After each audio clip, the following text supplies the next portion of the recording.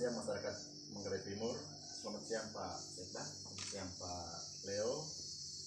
Hari ini hari ulang tahun Kabupaten Manggarai Timur yang ke-13. Begitu banyak rangkaian acara yang dilakukan oleh pemerintah yang berkaitan dengan pentas seni budaya. Dari kami, Cenggo Inung Kopi Online juga turut memberikan kontribusi dalam perayaan tahun dan kami memilih dengan cara berdiskusi becok. Hari ini kita punya Mekah, kita punya tamu adalah Bapak Roni Esmiga, Sekda Kabupaten Timur. Beliau ini semenjak Manggarai Timur dimekarkan tahun 2008 sudah ada di 2007 sudah ada di Kabupaten Manggarai Timur. Pernah menjabat kepala Bapeda, pernah menjabat kepala Badan Keuangan. Terus kita punya Mekah yang kedua ini Pak Leonardus Santosa. Jadi beliau ini anggota DPRD 2 periode. Periode pertama 2009-2014 itu menjadi Wakil Ketua DPRD. Periode 2014-2019 menjadi Ketua Komisi A selama 5 tahun. Sedangkan saya sendiri yang coba memfasilitasi ide-ide yang akan disampaikan oleh dua tamu kita ini, Mensianan, terus Bapak Sekda dan Pak Leo. Kita punya tema Lejong hari ini adalah refleksi hari ulang tahun Kabupaten Manggarai Timur yang ke-13. Dalam kita punya Lejong ini, hari ini dibagi dalam 3 subtema. Subtema yang pertama, refleksi Kabupaten Manggarai Timur. Berkaitan dengan subtema yang pertama ini, nanti lebih banyak omong, sekilas balik sekilasnya saja tentang Manggarai Timur sampai hari ini. Subtema yang kedua, kekinian Manggarai Timur, kondisi hari ini. Yang subtema ketiga, Manggarai Timur masa depan. Kira-kira konsep pemerintah ke depan. Dan tentu dalam perjalanan Lejong, ngobrol kita pada hari ini, Pak Leo juga turut memberikan pikiran-pikiran, masukan-masukan. Karena itu, kesempatan pertama kami berikan kepada Bapak Boni untuk sekilas ngomong tentang sejarah Manggarai Timur dengan hari ini. Kira-kira begitu Pak Leo? Ya, baik. Terima kasih banyak. Di Bapak dalam suasana santai. Siap. Pertama saya ucapkan terima kasih. Ya.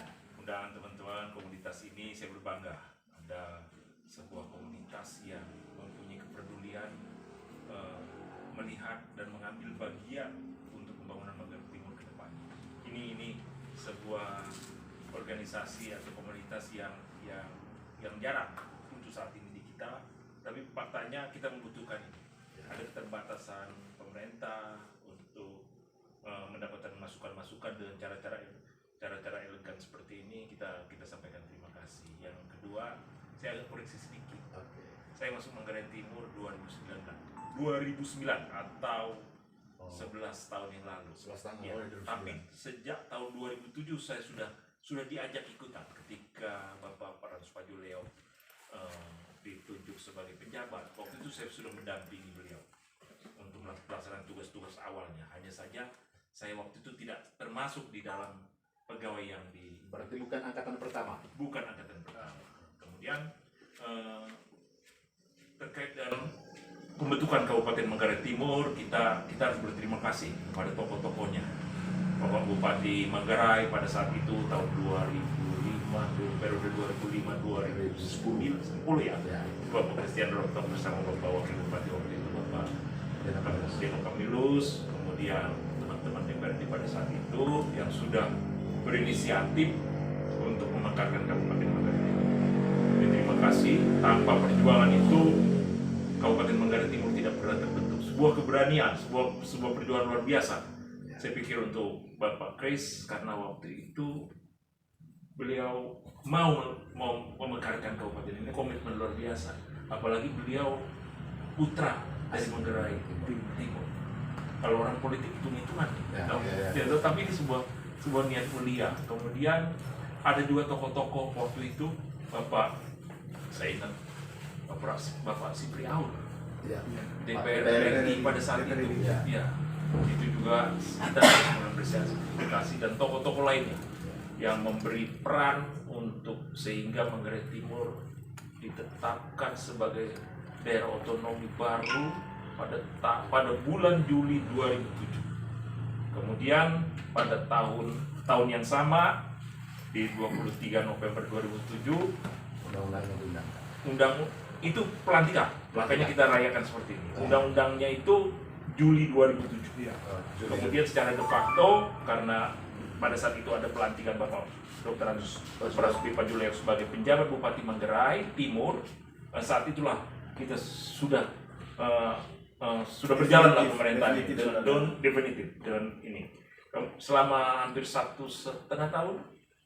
Kemudian pada tanggal 14 Februari 2009, Bupati pertama kita, Bapak Dr. Yosef Tote bersama Bapak Alessandrias SHM sebagai wakil bupati. Waktu itu Bapak Yosef sebagai bupati untuk bupati kita yang pertama. Melaju terus sampai dengan hari ini kita memperingati 13 tahun Kabupaten Manggarai Timur. Dalam perjalanannya ya banyak hal. Ya kalau saya bilang ada kemajuan, ya kalau dari data-data statistik ada. Kemudian dari yang dirasakan oleh masyarakat juga ya pasti ada, Bapak. Itu saya pernah bilang ya yang namanya pemekaran pasti ada berpengaruh kepada masyarakat. Akses masyarakat untuk mendapatkan pelayanan semakin dekat. Kalau dulu teman-teman kita, saudara-saudara kita harus berjauh-jauh ke Ruteng, ya sekarang ke Borong lebih dekat lagi. Begitu juga nanti akibat dari pemekaran itu ada pemekaran desa, kelurahan, kecamatan, dan seterusnya. Semuanya akan berpengaruh terhadap pelayanan pada masyarakat. Karena tujuan dari pemekaran untuk membentukkan daerah otonomi baru itu sebenarnya mendekatkan pemerintah dan masyarakat, mendekatkan pelayanan pada masyarakat. Itu gambaran umum tentang Manggarai Timur terbentuk. Sekali lagi terima kasih untuk semua pihak, para tokoh-tokoh yang saat ini ada masih bersama-sama kita, bahkan yang sudah mendahului kita. Peran saya lebih tepatnya menyebut pahlawan-pahlawan pembentukan Manggarai Timur. Saya pikir itu untuk membuka kita. Baik Pak Sekda, terima kasih banyak. Ya mungkin Pak Leo mau sampaikan sesuatu yang karena Pak Sekda ini kan masuk Manggarai Timur tahun 2009. Pak Leo jadi anggota DPRD 2009. Praksis masuknya itu beda-beda tipis. Nah, itu yang berkaitan dengan kilas balik Manggarai. Sama juga dengan Bapak ya. Saya juga 2009. Praksis, tapi bedanya beliau ini pimpinan. Iya. Artinya anggota tidak boleh lebih banyak tahun. Karena itu juga amat sangat pas kalau beliau memberikan refleksi kilas balik Manggarai Timur dari 2009 sampai hari ini, atau sedapat mungkin selama 10 tahun beliau menjadi anggota DPRD sekaligus wakil ketua 5 tahun yang juga menjadi mitra strategisnya pemerintah. Kira-kira dalam 10 tahun, kalau dulu itu kan di periode pertama Bapak Yosef Tote itu perencanaan tentang infrastruktur, rencana pembangunan rumah sakit, dan lain sebagainya. Kira-kira apa poin-poin refleksinya Bapak terhadap ulang tahun yang ke-13 dari Manggarai Timur? Baik, terima kasih Pak Minsi. Seperti yang disampaikan Pak Sekda tadi, bahwa kilas balik kita kalau merefleksi 13 tahun ini tidak terlepas juga kita meneropong masa atau kondisi Manggarai Timur wilayah ini sebelum menjadi kabupaten. ini penting supaya kita sama-sama menyadari bahwa tujuan pemekaran itu adalah pendekatan pelayanan seperti yang disampaikan oleh Pak Sekda tadi. Ada fakta-fakta yang juga kita tidak bisa pungkir. Fakta-fakta di mana pendekatan pelayanan itu dilakukan atau diselenggarakan oleh pemerintah Kabupaten Bangka setelah definitif. Kita tahu APBD pertama kita itu hanya merupakan kewajiban Kabupaten Induk dan provinsi 10 miliar. Otomatis itu hanya pada belanja-belanja aparatur Dan biaya pilkada waktu itu tahun dan biaya 2008. pilkada pertama. Sorry, waktu itu 2007 walaupun kita sudah berjalan, DAU belum ada. Iya. Iya toh, begitu toh. DAU kita ini kan definitifnya baru 2009. Iya. Ada. Bahkan Tapi 2008 pun belum ada. Belum ada. Ya, benar. 2008 tidak ada. Kita APBD pertama itu 2009 dengan total DAU yang sangat tinggi, 200-an lebih. Betul. Iya. Iya. Miliar. Iya. Kita injak angka 500-an miliar itu baru sekitar tahun 2012. Setelah itu menanjak terus sampai dengan sekarang. Seperti yang disampaikan oleh Pak, refleksi kita adalah pada janji pendekatan pelayanan itu. Selain kita mengapresiasi bahwa misalnya ada banyak fakta di mana kecamatan, dulu kita punya pelayanan administrasi kecamatan itu hanya 6. Dengan pemekaran kabupaten, kita sudah memekarkan menjadi 9. Besok 12. Dan besok 12. Desa, dulu desa itu di bawah 100, sekarang 159 sekarang. Sekarang 129. Jadi ada tambah lagi ini yang sudah persiapan 30 sekian Ah, ya. itu kan termasuk proses-proses pendekatan pelayanan. Dan itu pencapaian Sekolah. Berbicara tentang sekolah ini, walaupun dalam tanda petik juga kita punya keterbatasan tertentu dalam pembangunan infrastrukturnya, tetapi dalam pendekatan pelayanan publik untuk akses pendidikan ini sangat berkembang jauh.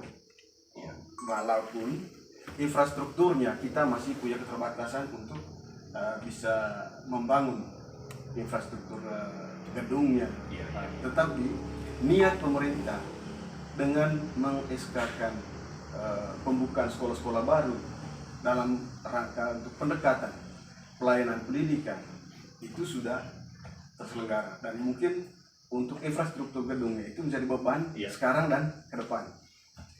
Terus kesehatan, dulu kita puskesmas Manggarai Timur itu dihitungan jari, hanya ada borong. Sekarang malah pendekatan pelayanan di bidang kesehatan ini, desa-desa itu dibangun pustu, itu sekitar puskesdes dulunya, pustu dibangun, sekarang puskesmas, malah peningkatan ke puskesmas rawat inap. Yang terakhir ini sudah lalang, itu sudah puskesmas rawat inap dan lain-lain. Terakhir pendekatan pelayanan kita itu berupa pembangunan rumah sakit. Kembali ke seperti yang disoroti Pak Menteri tadi, 3 cita-cita Pak. Periode pertama yoga ini kan infrastruktur saja. Periode kedua Ceko. 3 cita-cita besar yang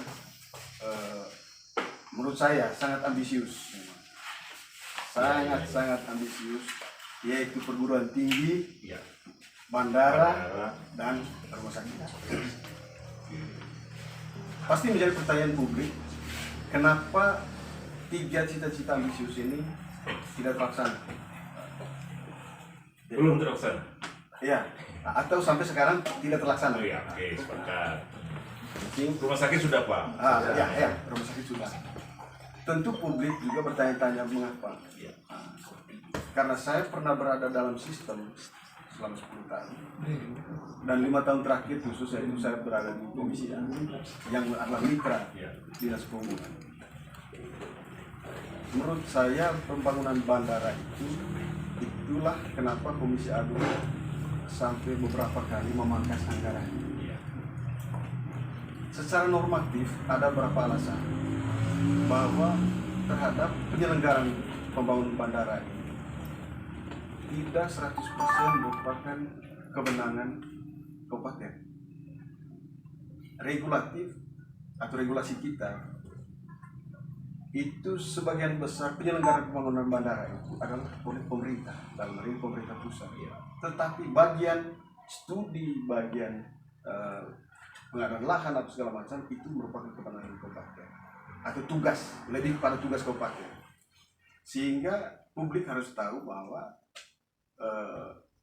kewenangan yang dimiliki atau perbedaan kewenangan inilah yang menjadi kendala pada saat kita menyelenggarakannya atau melakukan kegiatan-kegiatan yang mendukung penyelenggaraan bandara itu.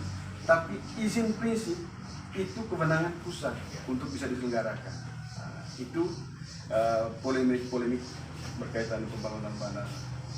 Kalau perguruan tinggi Pamensi, saya pikir kita juga terhimpit kemarin dengan upaya kita semua bersama untuk mendorong SDKIP ini menjadi universitas, sehingga kita juga harus, apakah kita punya ambisi ini terus didorong untuk bangun universitas baru tersendiri atau mendorong ini yang sudah ada ini. Saya pikir ini mungkin pilihan politik Kemanggaraian sudah, bukan ego Manggarai Timur. Mungkin itu sudah sedikit bahwa masih ada RPJMD kita yang tahun pertama, periode kedua juga masih belum, tapi di evaluasi capaian kinerja itu juga ya masih ada PR kita dalam melaksanakan RPJP. Nah, mungkin itu mungkin saya sedikit ya, tambahkan. mungkin Pak Bun tambah. Siap, makasih. Pertama dari pendidikan. Pendidikan ada perkembangan yang sangat signifikan. Bagaimana anak-anak kita bisa mengakses pendidikan. Kalau dulu di awal-awal pemekaran daerah ini terbentuk, untuk SD boleh bilang nggak ada masalah. Walaupun jumlah SD terus bertambah. Kalau dulu angkanya 249, sekarang itu 331. Ada penambahan. Tapi yang paling signifikan itu SMP. SMP itu dulu 41, sekarang udah 139. Efeknya apa? Efeknya SMP itu dulu angka partisipasi untuk SMP itu cuma 36, sekian. Sekarang udah 92% sekian. Angka partisipasi. Jadi dulu itu karena jauh, sehingga yang tamat SD ya stop dulu deh. Ya terus sekarang SMP udah ada di target kita 3 SD 1 SMP udah tercapai, bahkan udah lebih dari itu yang ada dampak. Kemudian di SMA juga seperti itu. SMA itu kalau data yang ada dulu itu 12. Sekarang setara SMA sekarang ada 53 dan kelihatan ada pergerakan angka kelulusan SMA. Kalau data statistik itu dulu itu 8 ribuan Bapak, sekarang udah 31 ribuan. Artinya anak-anak kita itu kesempatan mendapat sekolahnya sudah semakin baik sehingga dia bisa bersekolah, tidak putus lagi. Nah, dulu kita bicara tentang akses dan saat ini kita bicara tentang mutu sudah. Kita ada pelatihan kepala sekolah yang kemarin sudah berjalan. Saya kemarin sama teman-teman kepala sekolah saya sampaikan seperti ini kan. Untuk menghasilkan murid yang baik, yang unggul, itu peran guru sangat tinggi. Tetapi untuk menghasilkan sekolah yang baik, itu peran kepala sekolah yang sangat. Dan makanya kita sambil mengikuti ketentuan yang ada, ya sekarang kepala sekolah ini sekarang disiapkan juga. Itu untuk dunia pendidikan. Jadi ada penambahan jumlah sekolah khususnya di SMP dan SMA berpengaruh secara positif terhadap angka partisipasi tingkat SMP maupun SMA. Kemudian untuk rumah sakit atau fasilitas kesehatan, ya benar Bapak, puskesmas dulu saya lupa angkanya, tapi sekarang puskesmas kita 22, BEOM 17 sudah terakreditasi. Semua kecamatan sudah ada. Sudah, bahkan lebih. Lebih. Ya, toh kecamatan kita cuma 9, puskesmas kita cuma ada 22. Nasional kan satu-satu Bapak toh. Iya. Nah, kita sudah lebih. Bahkan berarti kalau ini sudah 2, sekian Bapak ya. Hampir rata-rata 2 rasionya. Kan gitu toh. Nah, bahkan kita tahun ini, teman-teman, kita sudah punya rumah sakit. Sudah beroperasi. Tahun depan kita berencana membangun rumah sakit Pratama di Watunggong. Ini bukan mimpi. Dananya sudah ada Bapak. Dari Tidak terganggu dengan COVID ini. tidak. Sudah ada penetapan DAK tahun anggaran 2021 untuk pembangunan rumah sakit Watunggong dengan fasilitasnya. Itu 45 miliar kalau tidak salah. 40 sampai 45, saya lupa. Tetapi tahun depan sudah dilaksanakan, makanya tahun ini supaya kegiatan pembangunan itu tidak tertunda-tunda, kita sama-sama teman-teman DPR menyampaikan bahwa di perubahan perencanaannya disiapkan, pematangan lahannya disiapkan sehingga awal tahun. Jangan sampai nanti dana yang ada itu tidak terserap tuh Pak karena ketidaksiapan dan itu kita optimis bisa berjalan. Jadi nanti kita punya 2 rumah sakit di sini di selatan dan di tengah lebih ke utara untuk melayani saudara-saudara kita di utara. Ini saya pikir udah terobosan yang baik, ya toh. Sambil kita siapkan SDM-nya, gimana sih supaya tenaga dokternya oke, para medis lainnya oke, toh. Makanya kita juga beberapa tahun terakhir anak-anak kita yang kuliah di kedokteran itu pemerintah biaya. Ya, kita biaya. Sudah jalan 2 tahun kita biaya. Siapapun dia, karena biaya kedokteran ini tinggi. Nah ini menjadi menarik, ini mungkin menjadi informasi supaya anak-anak kita yang lain yang berminat masuk. Ya pertimbangannya ya setelah tamat mereka kembali ke kampungnya, ya kita urus kampung. Biaya 100%. Tidak. Mendekati 100%, bahkan menurut saya 100%. Saya nggak lupa hitung-hitungan, tapi kita biaya pendidikannya termasuk beberapa biaya lainnya. Kemudian untuk bandara. Bandara ini memang dari awal yang harus diselesaikan itu tanah ini. Waktu saya pernah dengan Pak Kadis Perhubungan, zaman itu Pak Yunus, bukan Pak setelah Pak Sekda Manggarai, Pak Fansi. Kami pernah sama-sama bertemu di bandara. Waktu itu saya difasilitasi oleh Bapak almarhum Bapak Lores Dama. Waktu itu beliau masih ketua Komisi 5. Saya kontak beliau, Bapak saya mau ketemu Pak Direktur nih. Udah, nanti ketemulah kami. Pesan beliau memang selesaikan dulu. Jangan sampai setelah dianggarkan tidak jadi. Beliau punya pengalaman kurang menarik waktu membangun bandara Limbai. Tidak oke anggarannya, tidak habis. Nah, itu kita selesaikan, kemudian juga nanti kita pastikan masuk di dalam ruang provinsi. Waktu itu bandara belum masuk ke ruang, itu sekarang mudah-mudahan kita pernah juga. Ya mari kita bertemu. Dan untuk penyelesaian ini secara serius besok kita ada pertemuan dengan masyarakat ini. Kita Bali, tolong dibangun dulu komunikasi. Saya pikir komunikasi menjadi poin penting di dalam penyelesaian masalah. Tadi saya sambil cerita tadi itu, koordinasi akan berjalan baik jika komunikasi itu jalan. Komunikasi bisa berjalan baik kalau ada kerendahan hati, ada keterbukaan. Tanpa itu ya jangan terlalu berharap ada gol besar dari koordinasi. Dari pejabat eksekutif bisa rendah hati juga, Pak. Harus, Bapak. Pejabat sekarang ini nggak kayak dulu lagi, Bapak. Dulu kan ya melayani. Sekarang apa yang harus bisa saya lakukan? Ya, apa yang bisa kita bantu? Harus kita sudah mulai mikir nih. Kalau staf apa sih yang mau saya bantu? Bisa saya bantu untuk staf saya hari ini? Ya, karena mereka yang bekerja, tapi kita yang memberi masukan, membantu mereka supaya semua ya dibikin ya luas gitu loh Pak, tidak kaku. Ya ini agak melenceng sedikit. Itu tadi. Kemudian perguruan tinggi, saya pikir untuk saat ini kita kita dukung dulu lah Universitas Katolik Indonesia, Santo Paulus Huteka. Ya, ini luar biasa nih. Ini kebanggaan Manggarai Raya. Iya. Universitas yang ada di tengah-tengah kita, anak-anak kita bisa kuliah di sana dan kelulusannya juga bisa dipertanggungjawabkan. Ya.